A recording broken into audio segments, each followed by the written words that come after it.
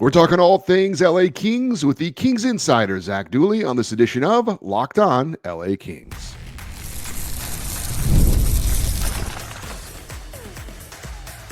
You are Locked On Kings, your daily podcast on the Los Angeles Kings, part of the Locked On Podcast Network, your team every day. Hey, Kings fans, welcome to Locked On LA Kings, part of the Locked On Podcast Network, your team every day. Thanks for making Locked On LA Kings your first listen every day. We are free and available wherever you get your podcasts and on YouTube. I'm Eddie Garcia, your host of Locked On LA Kings. I've worked in sports media for the last 30 years, also host of the Puck Podcast, a weekly NHL review show that's been putting out content for the last 18 years, and a passionate LA Kings fan for over 30 years. Today's episode is brought to you by FanDuel. New customers can bet just $5, and if you win, you can score $200 in bonus bets. Download the app and head to FanDuel.com to get started. We are happy to welcome back to the show Zach Dooley, manager editorial content for the LA Kings, the Kings Insider. He's at LAKingsInsider.com, and you can follow him on X and Twitter at DooleyLAK. Hey, Zach, thanks for joining us. How you doing? Glad you got me today and not yesterday, and certainly not the day before that, because I've gotten better tiredness-wise by the day. Yeah, welcome back home. The Kings playing that stretch of 17 of 24 games on the road. There's a 7-game road trip and a couple of 5-game road trips. I do want to ask you how the team kind of fared during all that, but I'll ask you individually as well. How is that like for you to have to go through that? This last one was a lot for sure. The December one, you kind of expect it's all good. But these past two, I think, were really hard for everybody because it was 20 of 24 days on the road. And the Kings came home, for those games against Pittsburgh and Florida. But it didn't feel like you were home. It almost felt like you were in another road city for 3 days because you never really got to settle. You just reset and then get right back on the road. So this last trip, I think, was a lot for everybody. A lot of travel, a lot of time away. But the month of February, much friendlier. We got the Four Nations break, a lot of games at home. I think everybody is really looking forward to that, myself included. I was just thinking a lot of hockey fans, including myself, have a fantasy of going to every NHL arena. I've been to 9, which is not bad. That's not bad. Obviously, yeah. You've seen all of them. Any favorites as far as the arena itself or the city, or just ones you always look forward to going to? I'll say this, arena-wise, Detroit on the last trip, I would argue is top 3, if not maybe the nicest building in the league. What they did with that new arena at Little Caesars is so incredible. Every little detail about it is pristine. It's really, really nice. Not my favorite road city, but Fort Lauderdale coming up right after it in Florida is probably pretty close. Incredible weather there. So to have those two back-to-back, a top building and a top road city, I thought was really cool. But hopefully you get your lap around the league. I'm actually only at 31 for regular season. I've been to the Delta Center in Utah, but I have not seen a regular season game there yet. I've seen the Kings play the preseason exhibitions there 3 or 4 times, but that'll be my 32nd for the second time. Once I get there, I think we Kings go in April. Also on this trip, you had the dad's trip. I don't know if you got a chance to talk to any of the dads. Was there any good dad stories you could share? We had a couple. Less so for me. We had Scott Burnside, Hockey Hall of Famer, with us on the trip. He was doing a lot of the dad's coverage. He got a lot of really good stuff. Actually have a recap going up on LA Kings Insider in about a half hour. Scott's final story from that trip, but he talked to a number of the dads. Got some really cool stuff. There was one that I could share that I wasn't firsthand, but it was really cool where, Drew Doughty was obviously on the trip. His dad, Paul, was there, but he didn't play. And I think it was in Columbus when Drew's dad was in the suite and he just looked over into the stands and saw a Doughty jersey. He's like, oh, that's cool. And he just goes to a video guy. He's like, hey, I'm going to go introduce myself. And then he leaves the suite and just goes around the concourse, introducing himself to Kings fans, saying hey, I'm Drew Doughty's dad. Nice to meet you. And just thanked him for supporting his son and the team. And I thought that was really cool just to see a dad. He kind of deferred to the other dads because their sons were on the ice, but he was still really enjoying it and thought it was really cool that he took the time to just see a jersey of his son and just go say, hey, thanks for supporting him. No, that is really cool. As for the trip itself, though, was obviously pretty rough. 3-1 shutout in back-to-back games before thankfully getting the 4-2 win to finish it off in Carolina. Obviously, you're with the team. Did it feel differently? Did they feel a bit worn down? Was there frustration? How was it until the final game? Yeah, I mean, certainly probably a little bit of both, right? Worn down, I think for sure. The travel, the grind of where they're at in the season, the amount of road games in quick succession, I do think kind of caught up to the team a little bit. I think there's some fatigue for sure, some tiredness. I think it's to be expected, but the league doesn't wait for you, right? The points count the same whether you're tired or not. So I do think there was some fatigue. Frustration for sure. I mean, when you score 4 goals in 4 games, 2 of them being shutouts, there's going to be some natural frustration. You could hear it from the players for sure, talking to them as it went further and further on of like, it was weird because the goals allowed were still fine. The defensive side was still fine, but there was no reward, right? And it felt like every time they'd get the reward, it was called back due to a new rule. So it was tough for sure. I think the frustration did build up. But as I wrote on the Insider site, it was a bitter trip with a sweet ending. So it was really tough for 4 games.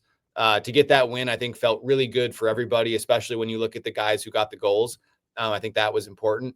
So it was a really hard trip for sure. Not the way that this team is capable of playing, certainly. But it was nice, I think, for everybody to get that win in Carolina to make it a 1-3-1 trip. It was just an ode to the old offensive system that we used to run. Well, you mentioned the good news is the Kings are back home. 3 more home games. Then you've got the Four Nations break. So a lot of time to reset now back home. I think it's 22 of 33 back home for the rest of the way. 22 of 32.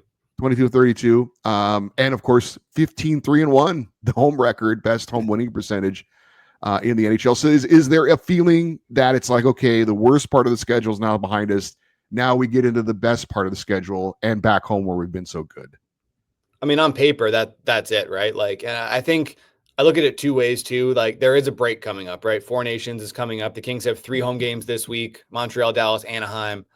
I think this team needs the break. I see the itinerary. We'll talk about Drew Doughty. He's probably the only guy who does not need the break. He needs to practice and play to get up to, game sharpness. But for the rest of this team, I think the break is needed. So they have 3 home games, a break, and then home games coming out of the break. I think that's going to be really big for this team. Home record, you mentioned it. It's been excellent this year. The team is very comfortable at home. They've had a lot of success at home.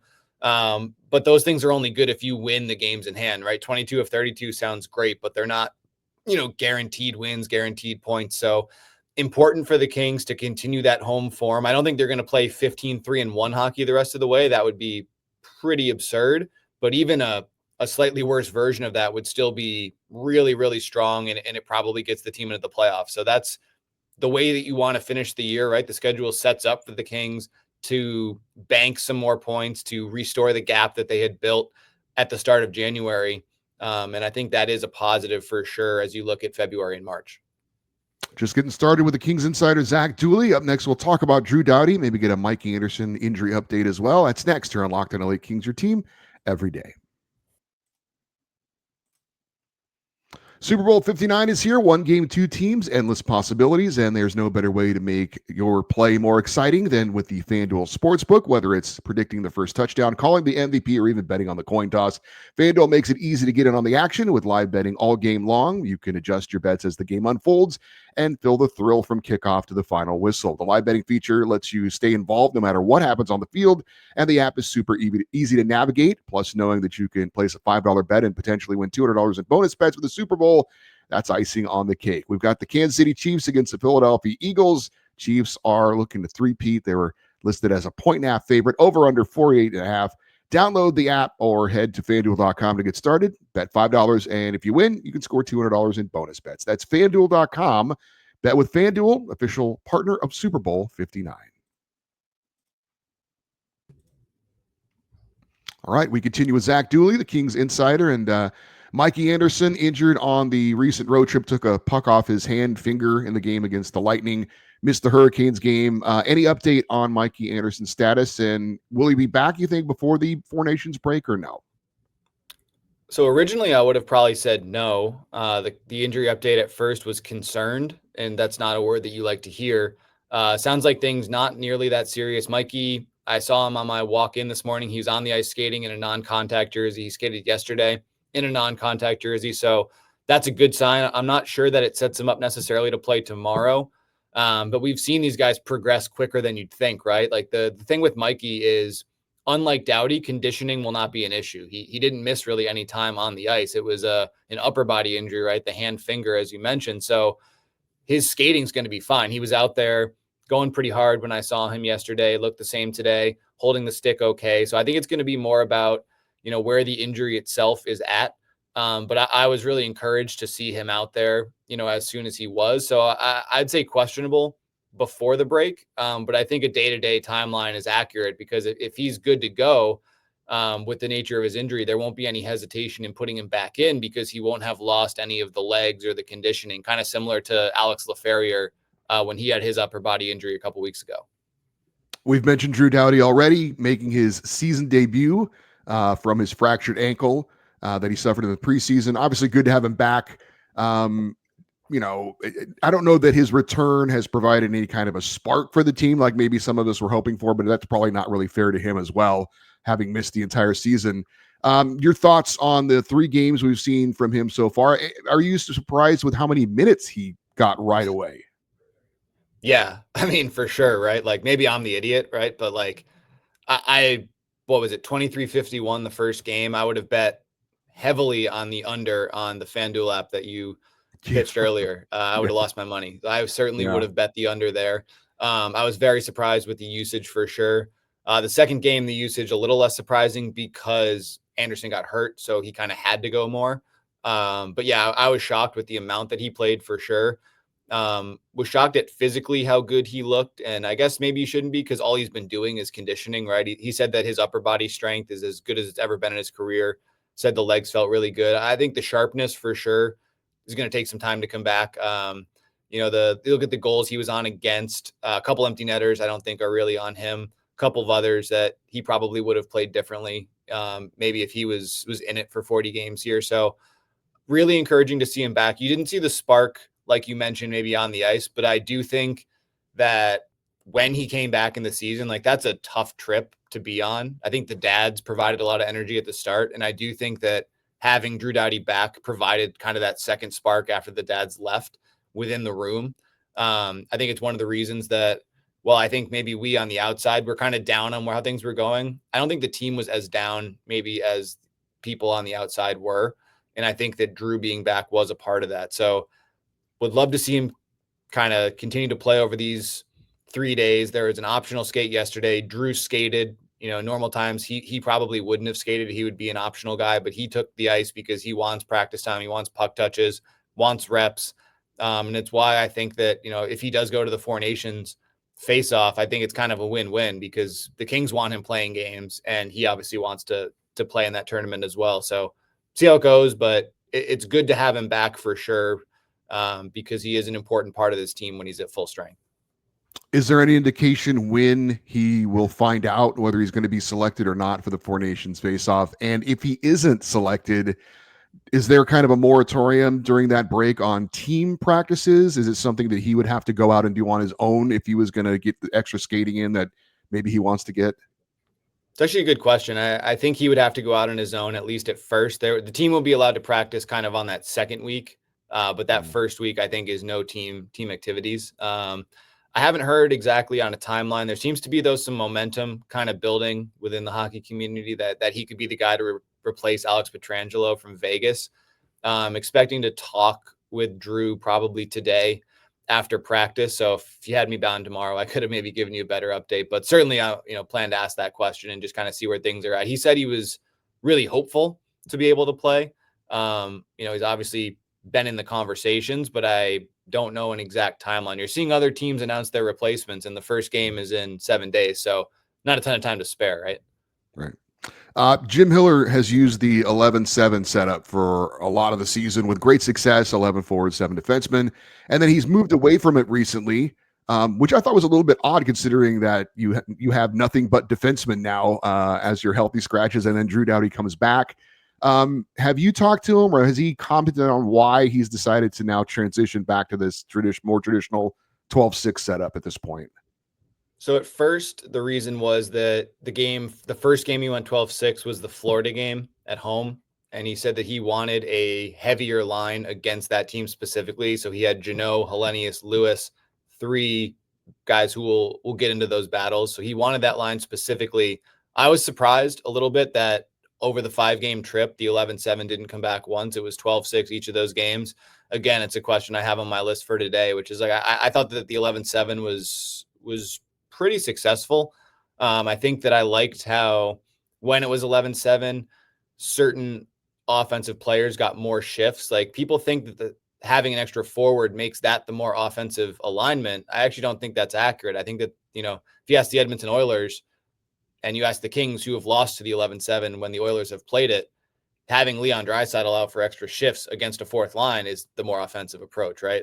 So I would say that wouldn't be surprised to see that come back. I had it kind of queued up in Carolina, didn't ask it then, going to today as the team gets home. But I do think that the Kings had a lot of success 11-7. I liked how it set certain players up, most notably a guy like Kevin Fiala, who saw his role increased in the 11-7. So we'll see where it goes, but I get that point for sure, especially with 12 forwards and 9 defensemen on the roster, which is kind of a different roster alignment, right? We don't see that very often. Speaking of defensemen, Brandt Clarke was a healthy scratch for a couple of games when Drew Doughty returned back in the lineup after the Mikey Anderson injury. Just your thoughts on what's been going on with Brandt Clarke recently. I think there's a lot less internally than there is externally. It's obviously been made a big deal of, right? Really, really exciting young player.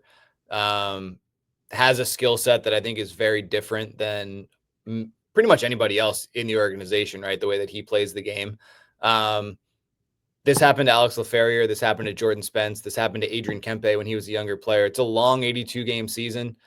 It's a grind, and Brandt Clarke was playing a pretty sizable role, I felt. I think there was a thought that his play had maybe dipped a little bit, but I don't think it was anything drastic personally. I think they looked at this as a simple reset for him in the long grind of an 82-game season.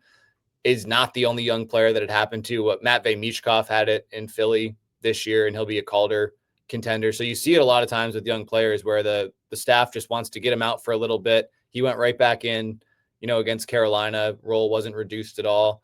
And personally, I could see, again, another reason for the 11-7, right? I don't think Mo Verara has really deserved to come out, but I don't think Brandt Clarke deserves to sit either. So if you can get both of those guys in, it gives you a lot of variety on the back end with your different skill sets. So the Kings still really like Brandt Clarke.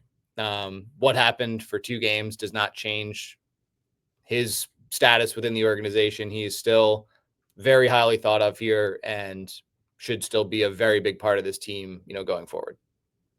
All right. Up next, going to talk about Kevin Fiala's resurgence. We'll do that next with the Kings Insider Zach Dooley here on Locked On LA Kings, your team every day. Those of us that live in Southern California are pretty lucky. We've got so many live events that we can check out. Of course, sports, but theater events, concerts, comedy shows, and more. And when you check out those events, you need to do what I do, and that is use Gametime for all your ticket needs. Gametime has a new feature called Gametime Picks. It makes getting tickets for live events even easier. Gametime Picks filters out the fluff, shows you only the incredible deals on great seats, and the all-in pricing feature shows you the total upfront.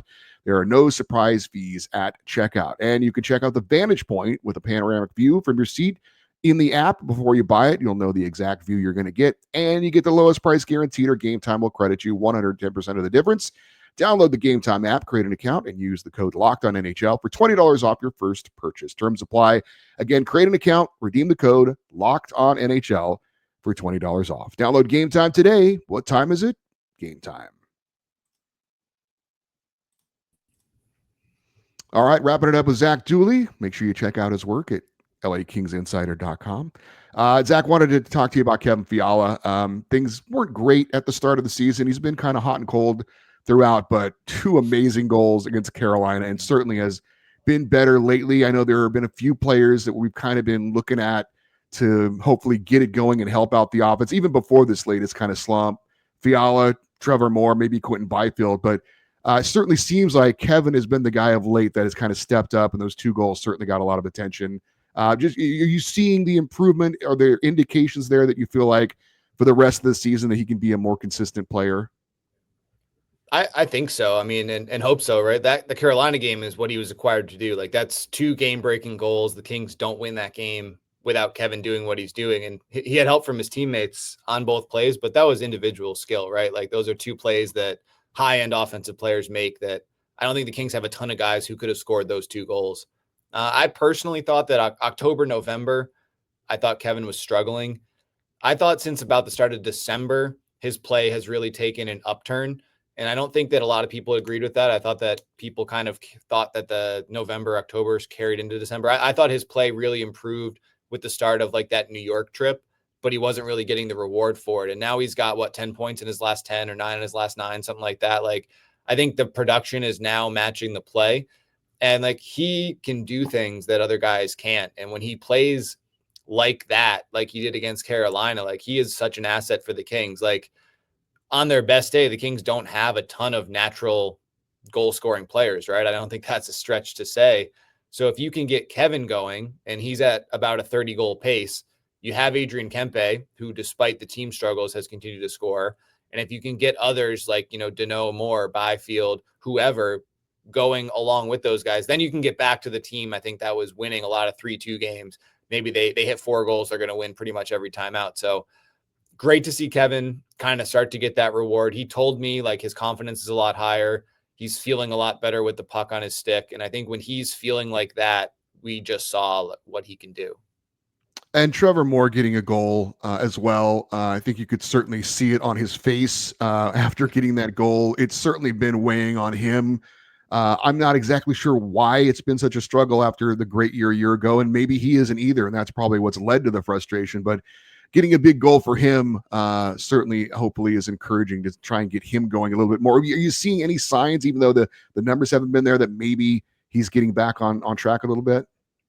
I thought at the start of the trip, I saw the games in Columbus and Detroit. I saw some positive signs. Like when he does that little spin move, escape, 3 hard strides, it's like that's when Trevor Moore is doing his thing. And I saw that a little bit more. Columbus and Detroit kind of disappeared a little bit. Florida, Tampa, and then he got the goal against Carolina. Look, for me, like you see a lot of Kings fans talk about Trevor Moore, right? He's obviously a guy that's being talked about quite a bit.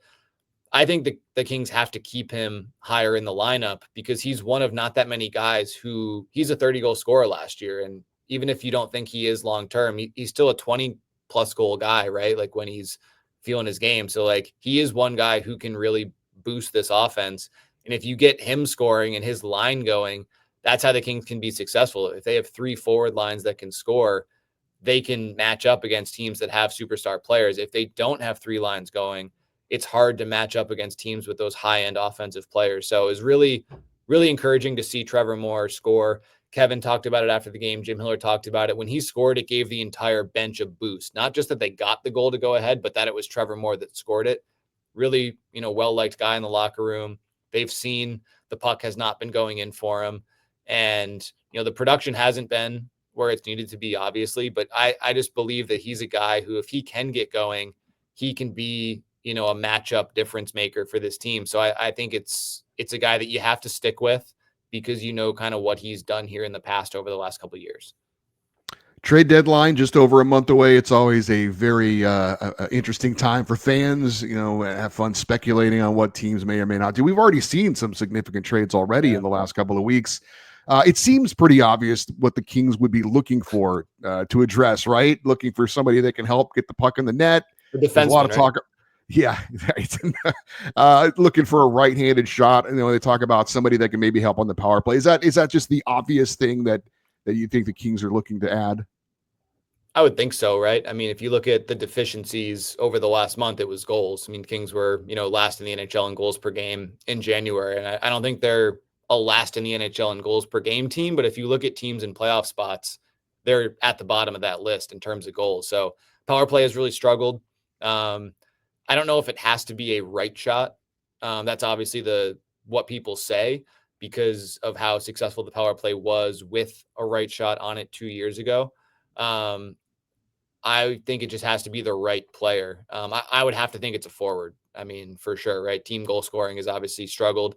If you go with 11 forwards and you add a forward into that mix, that's a pretty solid looking group of 11. Like you're going to put a player from the top 9 to the 4th line who's not a 4th line player.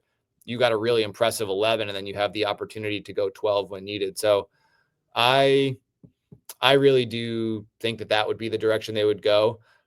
Four Nations seems to have provided like a first trade deadline before the actual trade deadline. There's a lot of activity before this Four Nations break. The Kings are looking, and I would have to think that that's the area that they're looking at. He is Zach Dooley. You can check his work out at LAKingsInsider.com. Certainly follow him on X and Twitter at DooleyLAK. Zach, always appreciate your time. Thanks for joining us. Welcome back. I know you've got a little bit of time off coming up during the Four Nations face-off. Enjoy that. And we look forward to talking to you again as the season goes on. Anytime, man. Thanks for having me. All right. Thank you, Zach. Appreciate that. Hope you guys enjoyed that as well. For you everydayers, those of you that listen and watch Locked On LA Kings every day, Wednesday, we will have a post-game edition of Locked On LA Kings after the Kings-Canadiens game. So obviously that's going to be a late show, but it will be waiting for you there Friday morning if you want to check that out. And Friday, we'll still have our regular feature, our Kings fan feedback show as well. So looking forward to that. If you want to get an email in for the show, lockedoneddie@gmail.com is where you go. And we'd love you to stay interactive with the show on social media, X, Twitter, Instagram. We're at Locked On LA Kings. I'm Eddie Garcia. Thank you for listening and watching this episode of Locked On LA Kings, part of the Locked On Podcast Network, your team every day. Have a great rest of your day. We will talk to you tomorrow. And as always, go Kings, go.